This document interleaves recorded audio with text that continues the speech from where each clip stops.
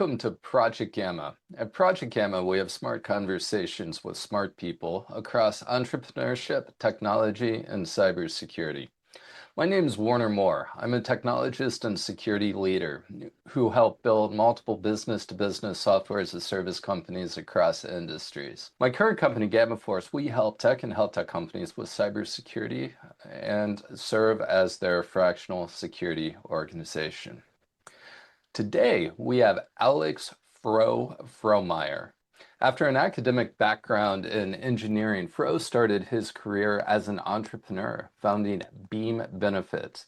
He scaled Beam over 14 years, serving as CEO and now chairman. Most recently, Fro founded Stack Health, which is a healthcare company focused on empowering individual ownership of healthcare. Welcome, Fro. How's it going, Warner? Good to see you. Yeah, you as well. Beam was founded in Louisville. I don't hear a lot of companies with a Louisville, Kentucky origin story. You raised seed capital there. In middle of the country. And so when Drive popped up, that was a really notable event in places like Louisville. But when we had started Beam in a completely different form than what we ended up with, building over the course of the past 13 or 14 years now, capital was a totally scarce asset. And the notion of it was maybe you could pull off raising 100, 500, if you were a really good fundraiser, maybe an entire $1 million in your hometown. But if you wanted to raise real scalable capital, you were going to need to move your company and yourselves to either Silicon Valley, Boston, or maybe New York.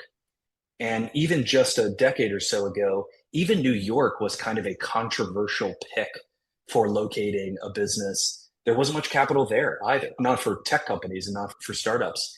And so things have changed really meaningfully in terms of how much capital is in the venture industry, where it's willing to invest, and the size and quantum of capital that you can actually get access to today. Insightful perspective. I feel like whatever narrative of the year, it seems like we talk about the same things for about 3-year cycles in entrepreneurial circles. It's but it's 2026. Where we are located doesn't matter a whole lot anymore. So let's talk pivoting. At Beam, you went from smart toothbrush to insurance. That's a meaningful change. How do you get there? In 2012, I was really obsessed with the quantified self movement. And at that point, my two co-founders and I, who had gone to engineering school together at the University of Louisville, had become not just friends and homework friends, homework buddies, which is mostly me leeching off of their excellent studies and me, maybe not so much. But beyond that, we had started spending time together tinkering, building, and prototyping, mostly in the hardware domain space. We were really fascinated in particular by medical devices being at the nexus, in our view, of really hardcore and interesting engineering and technical capabilities fused with really amazing outcomes for patients. We thought it would be really inspirational to be able to invent something that could help, save a life or to expand a surgical capability. And the University of Louisville ended up having actually a lot of really compelling research done around the cardiovascular space. It had been the site of the first artificial heart transplant in the 1970s or 80s. And so because of that, there had been a lot of research funding, a lot of really amazing surgeons came to study and research and work there. And so we started actually working for a small medical device startup, which had been university research spun out into a private company. And we were consulting there and actually trying to help them with some of the technical aspects of a device that they were working on. And we were hugely inspired by that work. Big mission, big capability. The specific device they were working on would dramatically increase the success rate of a very specific type of cardiothoracic surgery. And so we were really compelled by doing more work in the general healthcare domain. But right around that time, 2010, 11, 12, a couple other huge things were happening in tech the emergence of the smartphone and just the insanely rapid adoption of both smartphones in your pocket and the internet connectivity plus the creation of the App Store, in particular Apple's App Store, that then proliferated. So the beginning of the app economy was really taking off at that time. And then the other big force happening was that consumer hardware was possible to do and to create affordably, or to reach a price point that would be affordable for most, middle class households. And this was due to Bluetooth. Costs of their chips were falling really precipitously, and other components were also getting much cheaper really quickly. And so now you could create a internet connected consumer device and put it at a price point that was like very affordable, mass marketable. And so it was no surprise during that era we saw a couple of hit IoT products then pop up, like the Nest thermostat, for example, was launched right around that time, and the first Fitbit, which kicked off the modern wearables and biohacking movement. So I became obsessed with this domain space because it was very similar to the work that we were already doing in the medical device world: hardware, manufacturing, sensors. It really took advantage of something huge happening in the world around smartphone adoption, and it had consumer marketing appeal, which we thought was really fascinating. So my co-founders and I ended up spending a ton of time trying to figure out what angle or what part of the surface area of this world we could capture, that we could spend time in. We were also doing some work at the time for some companies in the dental industry. My sister was in dental school at the time, and now her and her husband run a practice together in the Cincinnati area. And one of my other co-founders at Beam, his mom is a dental hygienist and had been her whole career. And so all of a sudden we had all these forces kind of converged, and we decided to create a company, which we didn't really know the phrase startup. Actually, I don't think I'd ever heard the term startup, so we just called it our company. And so we decided to start a company while we were wrapping up our undergrad educations at the University of Louisville, and started a business called Beam with the idea of creating the first internet connected toothbrush to both capture the data of the usage of the brush and the quality of that usage for purposes of teaching kids and reinforcing healthy habits, but also capturing data that could be used for gamifying that experience and ultimately helping better underwrite risk as it related to dental insurance. That's great. I had friends at the time who used the toothbrush. And I'm just thinking of FDA pathways, getting medical devices to market, and this not being subject to FDA approval. Was that part of the decision making? It was to a degree, and we actually ended up getting FDA approval anyway, Oh, because we had been, even though we didn't really need to, or it was later revealed that we didn't really need to, but you have to keep in mind, this was so early in the Internet of Things ecosystem that the FDA didn't really have guidance for IoT devices. And there was at least a tacit concern from the FDA folks that we talked to that just having sensors and chips near your face while brushing your teeth might constitute a different classification. And so we started down the 510K pathway, which would have been awful. And we were really convinced that we didn't need to do it. And we ended up doing a pretty epic 1 day road trip where we drove 7 hours to the DC area, visited the FDA to show them literally what we were building. We brought physical prototypes of the first Beam toothbrush with us. And they were like, oh yeah, this is fine. You don't need to do anything. And then we drove home 7 hours all the way back. But it was an early formative moment for us to actually see that we had, I guess in some ways, the sophistication to be able to navigate tricky issues like FDA classification, but also that we were doing something so innovative, so new, that the FDA itself didn't really have anything other than a cursory look at what we were doing to try to figure out if it was something that they should have regulatory approval over. that's great. Well worth the drive. Relative cost, time, resources of going through that approval process. Great story. So you built this toothbrush, this smart toothbrush, and now Beam is a benefits and insurance company. How did that journey happen? It all started over a mint julep at the Kentucky Derby in 2014. So the Kentucky Derby is, the biggest event of the year in Louisville by far. And so it draws in people, from all over the world, but certainly regionally. And we had found out in early 2014 about the creation, just maybe a few months prior, of Drive Capital, which was a Columbus, Ohio based venture capital fund, but they had raised an inaugural fund that was, I think, like $250 million. Maybe there was less than 250 total million dollars in the entire Midwest that would be in investment funds for startups and tech companies. So they maybe at the time doubled the size of the entire venture ecosystem in the region. And so we had heard about these guys from Sequoia that had started a fund and had located it in Ohio. And we found out that there were a couple of their partners that were going to be guests and in town for the Kentucky Derby. And we were at the point, this was the first time we ran out of money at Beam. We were hobbling to and through the process of manufacturing the first round of the Beam toothbrush and selling them direct to consumer and through a couple channel distribution partners. But building a manufactured product is still extremely expensive, and it certainly was back then. You have to agree to all your component manufacturers to do very small runs of your molds, and your plastics runs need to be super small, very few units, just to be able to conserve as much capital as possible. So your unit costs are very high. And we had really hacked together our own supply chain to be able to get the first few thousand Beam toothbrushes built.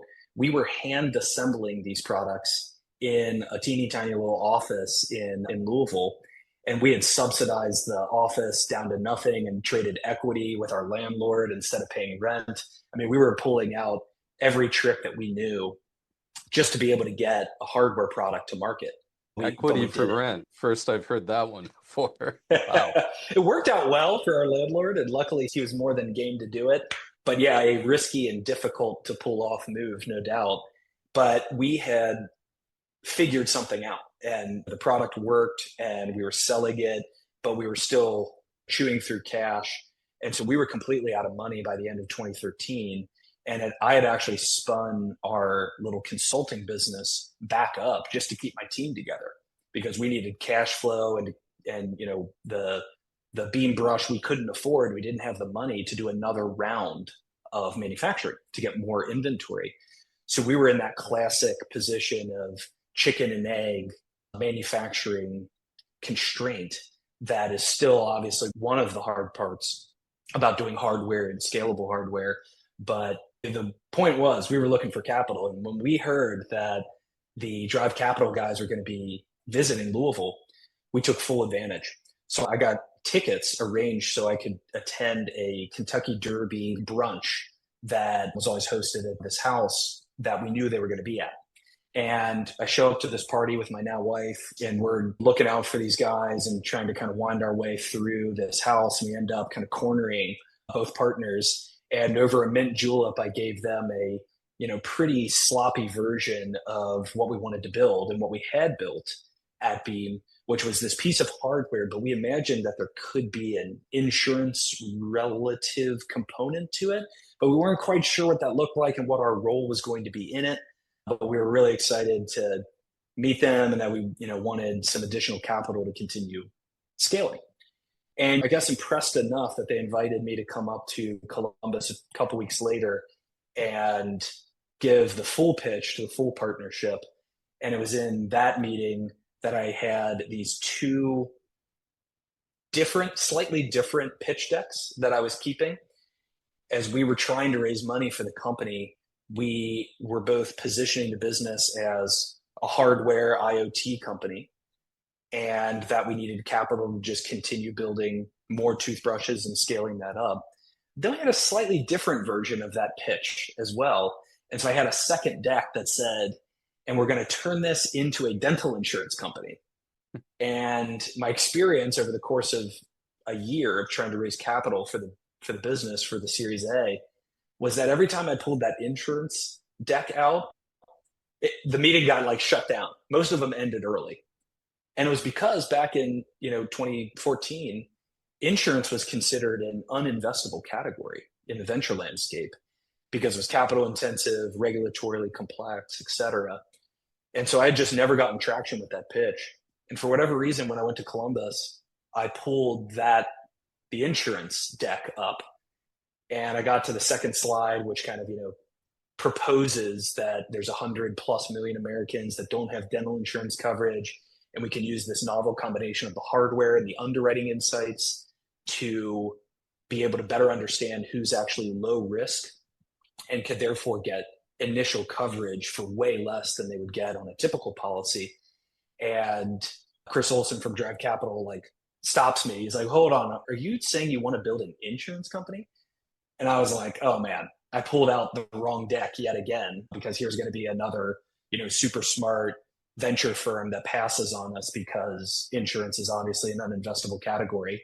But I admitted it. I was like, yep, I really think that's the right thing to do for this company, and the place that we should take this piece of hardware and this unique stream of data. That's what we should do with it. And he said, look, we've been doing a bunch of thesis work on insurance, and we actually think there are compelling businesses that nobody's thinking about that could be built in the insurance domain space. And so we've been looking for founders just like you. And that's what ultimately became a huge sigh of relief for me in the near term. But ultimately, I moved my two co-founders and then our first employee to Columbus later that summer. And we've been building Beam and in Columbus ever since.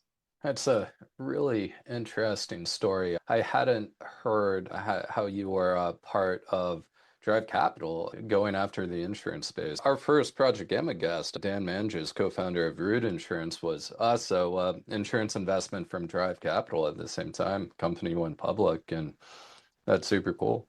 You were influential on that. You mentioned it in passing, but I think there's something more there, how you ran out of money at Beam. So you ran out of money twice at Beam and at different stages of the company.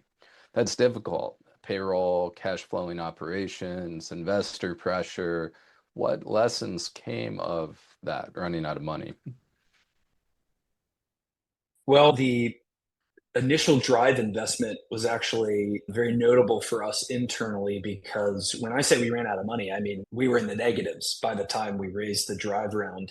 We actually had a negative $10,000 balance in our bank account. So when Drive put the first tranche of capital from our Series A through the wire, I think it was $1 million that came first, but we only netted 990 because we were actually digging out of a hole in the bank account at the time.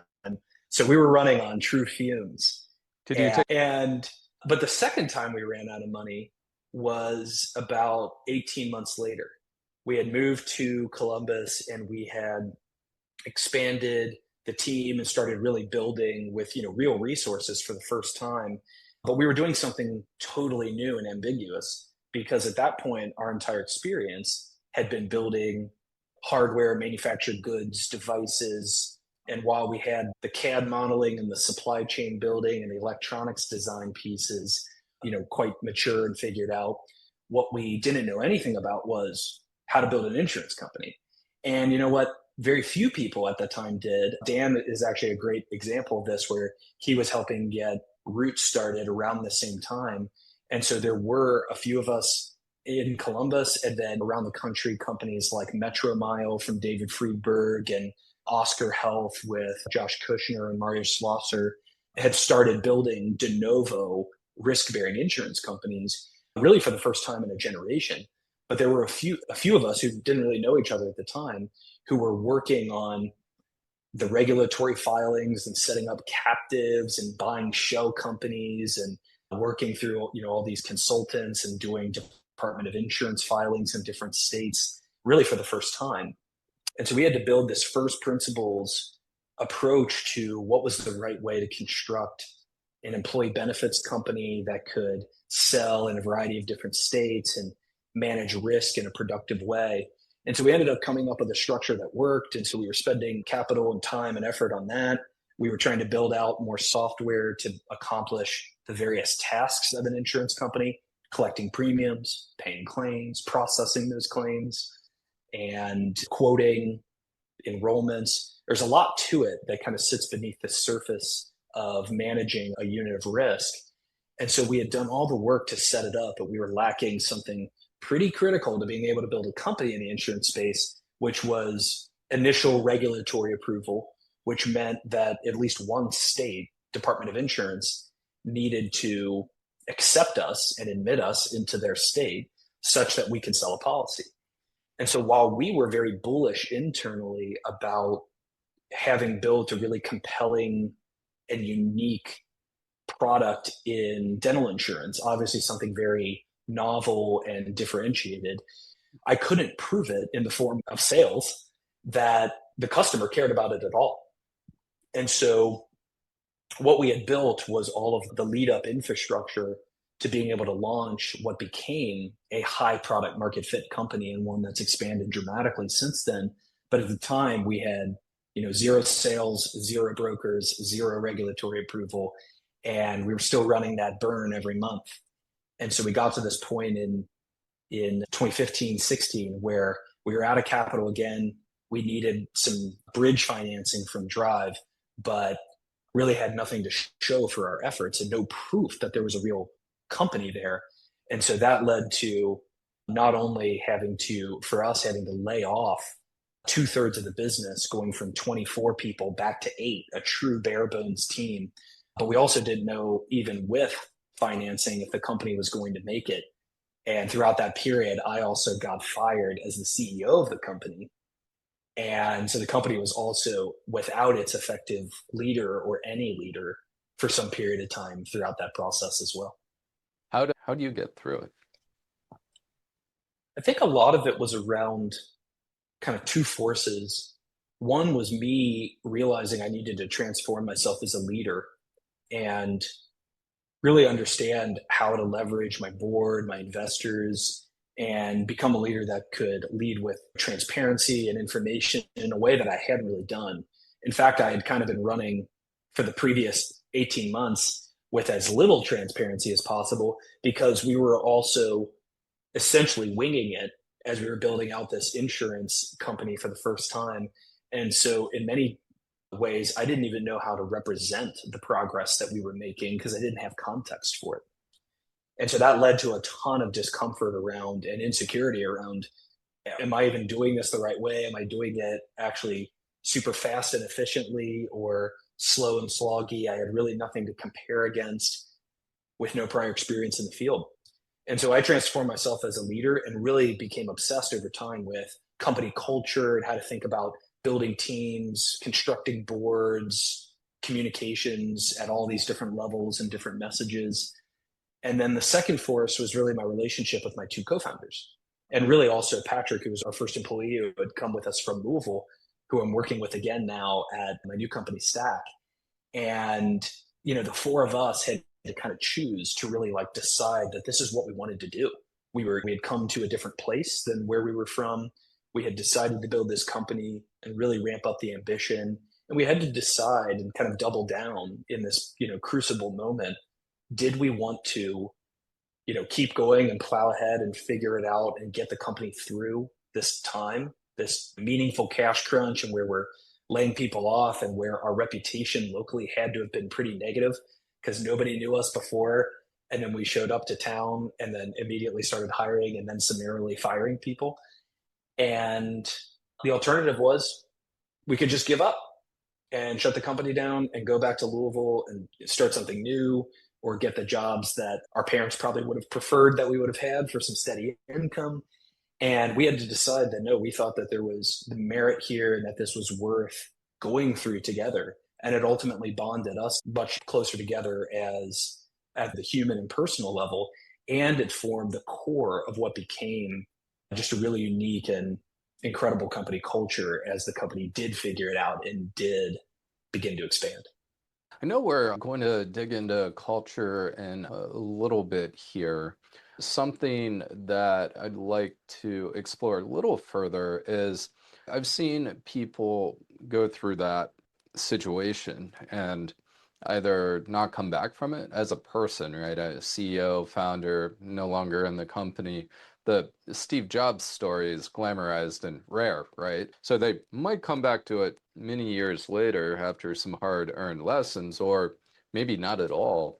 And you mentioned leadership. What were some of the experiences, the resources, books, learning, whatever? What were some of the things that helped you grow so quickly as a leader to go back to your previous role?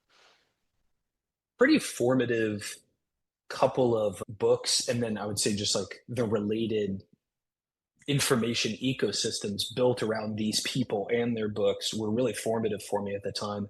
One was Ben Horowitz's The Hard Thing About Hard Things, which I read for the first time in that time period. And then the second was Peter Thiel's Zero to One.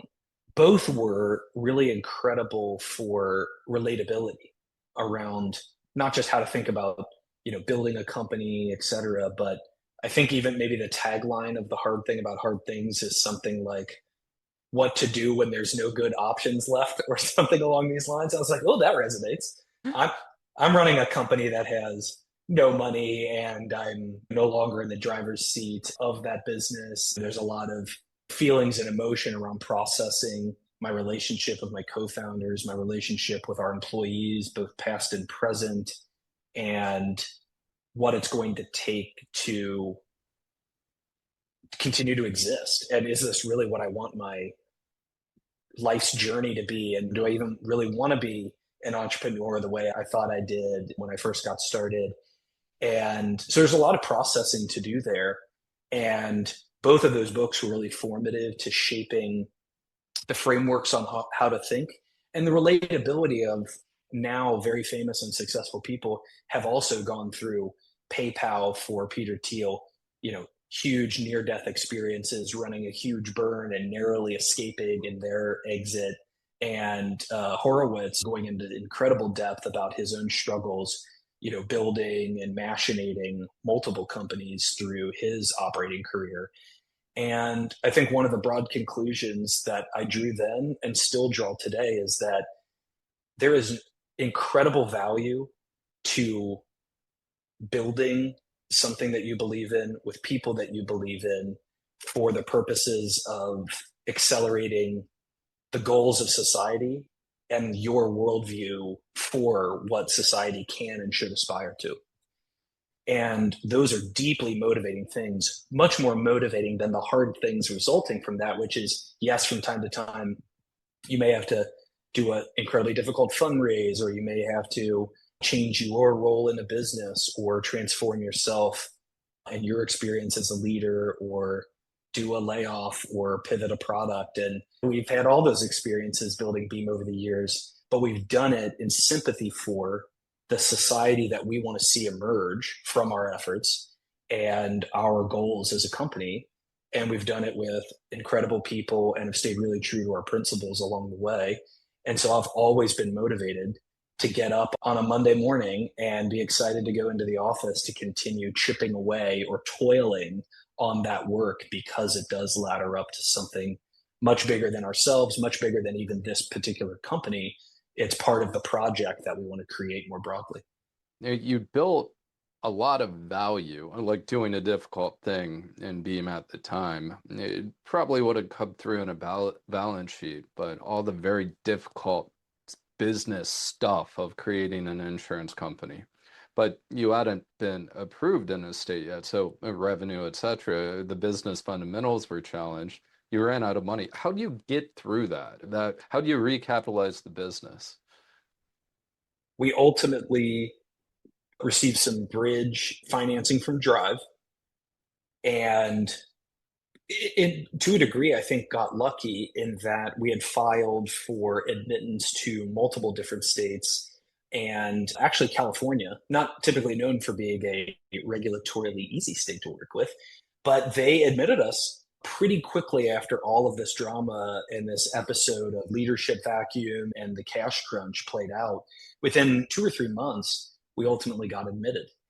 And so then I found myself in restaurants around Columbus at night, sitting in the back, hand loading leads for brokers into Salesforce so I could run campaigns, because a new challenge, of course, had emerged, which is, okay, now we can sell policies in California. Now we have to find some customers. And the customers were living inside the books of business of employee benefits brokers that were operating in the state of California. So I was researching and cold outreaching to brokers all over the state.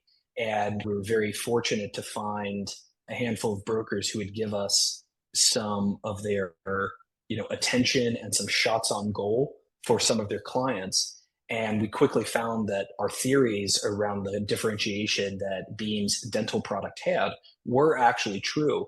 And so within 6 months, we actually were running a 1 million ARR run rate, and we had found and sold real volume to a real customer, and we had found the early essence of product market fit. It's great. 0 to 1 million ARR in 6 months. And you went from doing a bunch of very difficult things to another hard thing, right? Building out the initial sales and growth engine. So, wow, heck of a ride there. You built a big thing before and successful in many ways. You founded Stack Health with 10 million seed funding from 8VC. That's huge. Why this path? One thing that Beam's success really brought us to the front seat of is the just incredible difficulty that small and medium-sized businesses have all over the country in managing the cost and complexity of healthcare and health insurance in particular. And there's a lot of reasons for it, which maybe isn't in scope for today's conversation, but the net effect of the cost and complexity of health insurance is a real drag on expanding employment and the expansion potential of small businesses all over the country. And we would hear this all day, every day from these companies and their brokers, because this is the exact customer that Beam sells to. Beam is in the benefits domain space, but we sell everything except health insurance. And so over the years, I felt very fortunate to have all of these really successful relationships with these employers. But all the time, the number one piece of feedback we get from our customers is, thank you for solving, dental and vision and life and disability and all these benefits for my employees. But can you please solve health insurance? Because that's the one that's really hurting my business, and it's hurting my ability to expand my business. And so I ultimately woke up maybe 18 months ago now and realized that if I was serious about what I said earlier, the opportunity to build a company that produces a dividend for society and not just financial success or social status for myself, then I should be taking this health insurance problem and opportunity much more seriously. And so I ultimately decided to hire a new CEO to take over for me at Beam and to move into the chairman role so I could free myself up day to day and go back into operating, back to the 0 to 1 moment, and actually not just start a new company, but start one that is even more ambitious than Beam and aims to solve, I think, an even more complex, difficult, and valuable problem for the American economy broadly, and certainly small businesses inside of it. Well, if there's anything that's the through line here, it's you keep on running towards the hard things. It's the act of scaling a business and transitioning from operating CEO to hiring a CEO, yet another hard thing, and back to building from zero. And you've been building companies for a long time now, Fro. Gone through ups and downs, had headcount up to 350 at one point. You mentioned this before, culture. What are some of the lessons you've learned about culture and building teams? How are you applying those lessons intentionally now in Stack Health?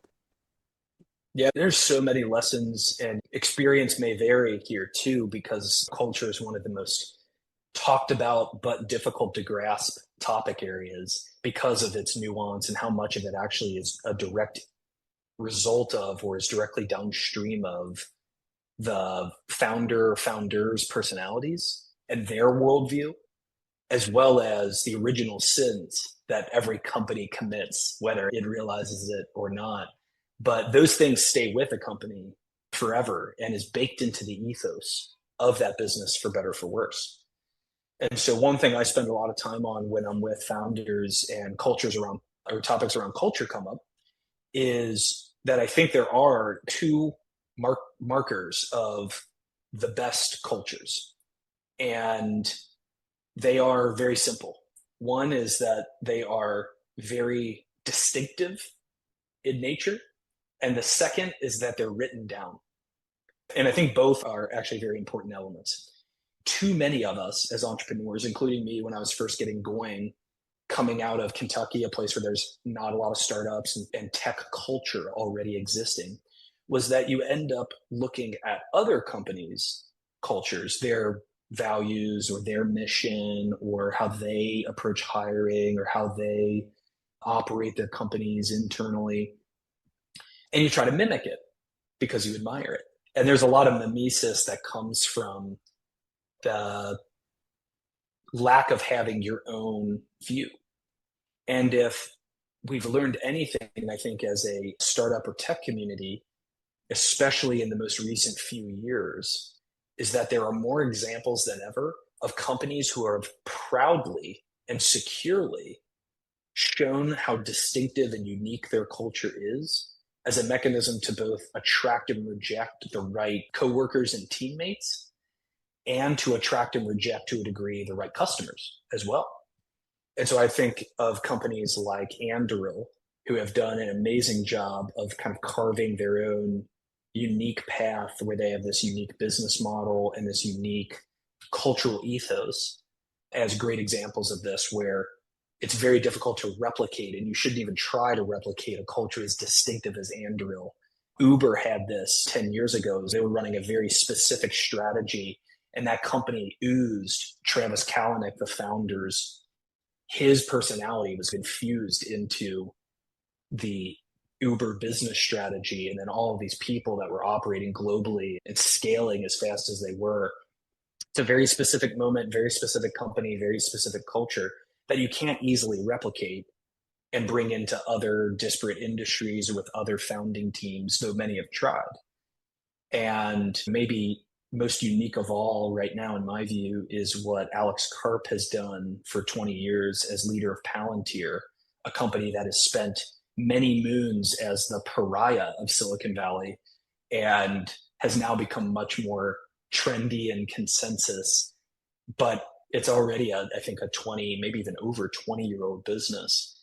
And so they have always stayed true to a very unique set of principles. And there are many other examples out there, but what I always admire about the best company cultures is not the ones that I necessarily agree with, but the ones that are unmistakably authentic and unmistakably themselves.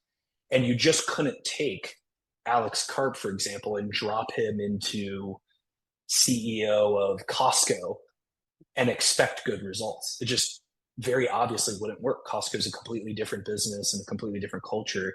And he and the Costco ethos probably wouldn't mesh, wouldn't work out well. And the second component of this, which I think is much easier, but still very rare, is that the best cultures are also written down. And the reason why this is important is that, especially in the early stages of building a company, defining what you care about is worth not just thinking through, but memorializing. It's an incredibly helpful and, by the way, effective recruiting tool as well. Because if you can put a document, I use both memo form and like a deck form for this, but if you can put a document in front of your employee or a prospective employee and say, this is what we care about, it gives that person the opportunity to either accept or reject that as alignment from their own personality and their own interests.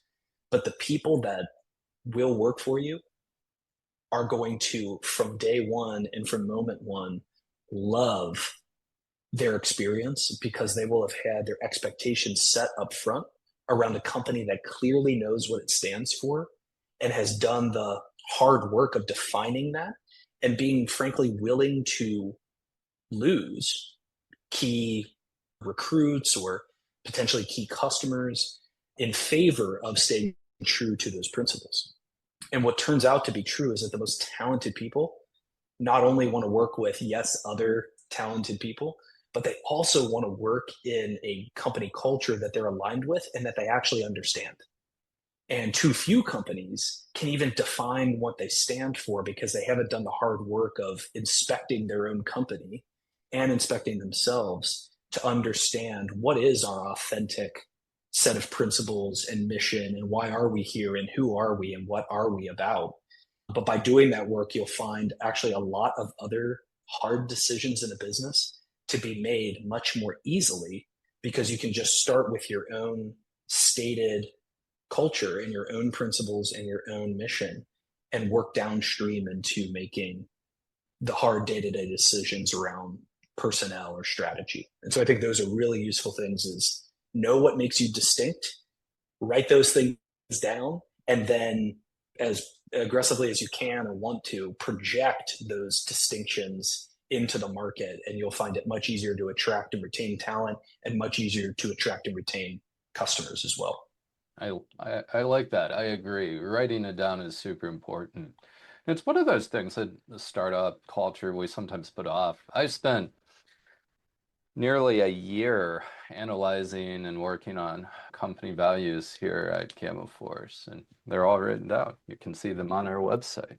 In my career, I've done some pretty big things, but sometimes I think about how my career has been focused on money, or maybe it could have been bigger, solving bigger problems. For a successful company, we need profit, sure. And the work I've done has been impactful, but it also wasn't interstellar travel or new sources of energy. How do you approach the idea of impact in the work you do, Fro? I am really compelled by any opportunity that ladders up to this idea of building what I call societal dividend company.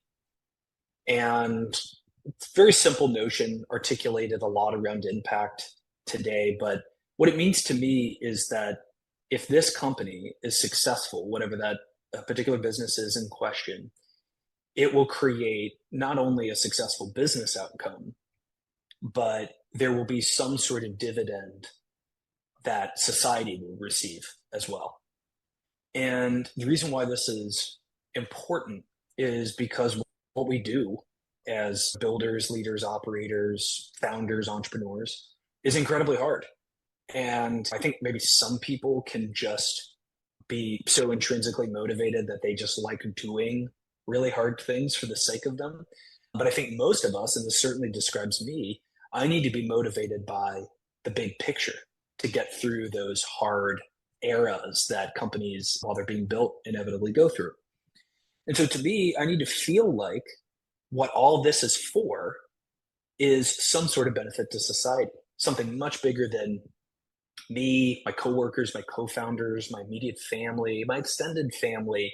Those are all motivating for many people. They really think about who they're building for as authentically themselves. Maybe they're building for their kids and their legacy. Maybe they're building to make their alma mater proud or the city that they're building in proud.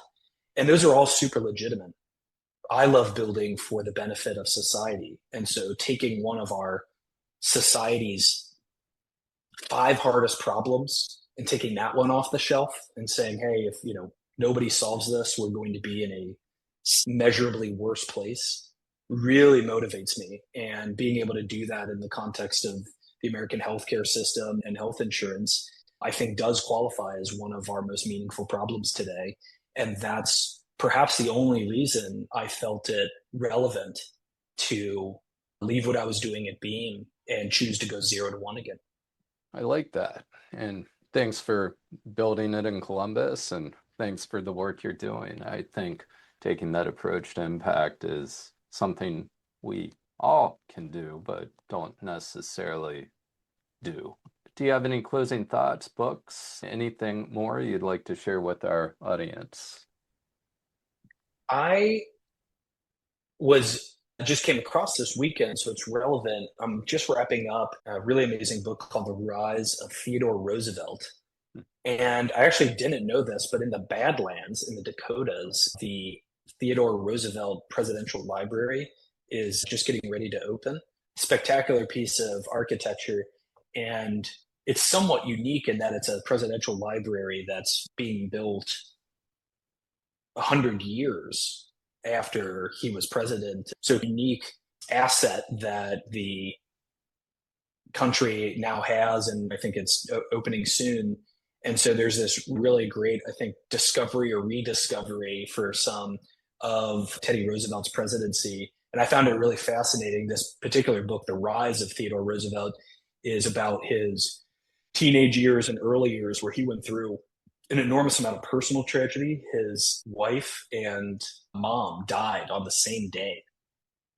And he was, I think, probably in his early 20s when this happened. And it totally shaped his personal views around like love and life, et cetera. But he's the sort of person that I think would probably resonate with what we're talking about today in making sure that the accomplishments of any given person, leader, company should have some sort of dividend to society. And Teddy Roosevelt was this type of person, love him or hate him. And he was controversial in his day. And, we always have perfect retrospect 100 years later, so we can examine these things differently, but certainly a hugely principled person. And he's got this famous quote around the man in the arena, which I think has lived on quite successfully. And that's always deeply resonated with me as well, which is if we've got this long list of incredibly hard and compelling problems that society needs to solve, and not enough people are stepping into the arena to tackle those problems, then that is the moment that our true leaders in society should be stepping into the arena. You can do this in so many different ways. It doesn't just need to be for-profit, private, high-growth, venture-backed tech companies.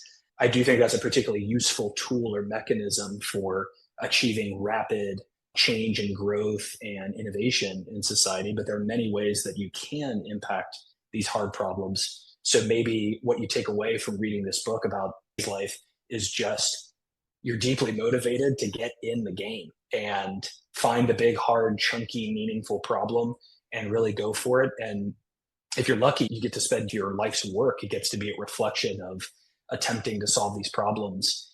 And there's a lot of merit in just trying to solve these problems and being one of the hopeful contributors to a better world.